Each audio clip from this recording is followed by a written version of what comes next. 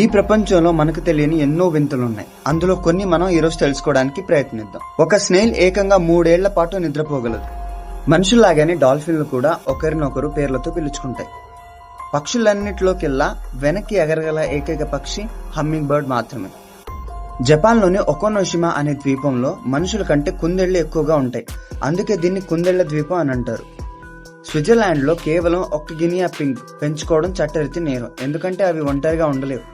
Iceland దేశంలో మీకు ఒక్క దోమ కూడా కనిపించదు, అక్కడ దోమలే ఉండవు. ఆస్ట్రేలియాలో లేక్ హిలియర్ అనే సరస్సు ఉంటుంది.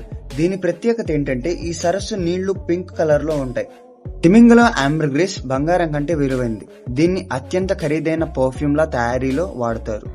మీకు విషయం తెలుసా, మనుషులే కాదు జంతువులు కూడా అప్పుడప్పుడు కిక్కు కోసం వెతుకుతాయని.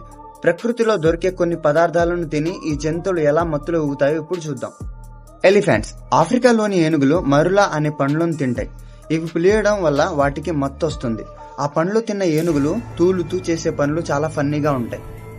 జాగ్వార్స్. క్రూర మృగాలైన జాగ్వార్స్ అప్పుడప్పుడు మాంసాహారాన్ని పక్కన పెట్టి హయోవాస్కా అనే తీగను నములుతాయి.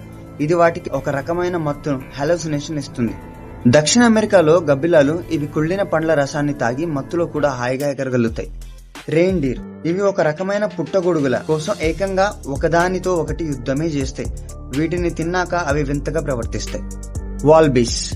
కంగారు జాతికి చెందిన ఇవి ఆహారం దొరకనప్పుడు ఓపియం మొక్కలను తిని మత్తులో ఊగుతాయి.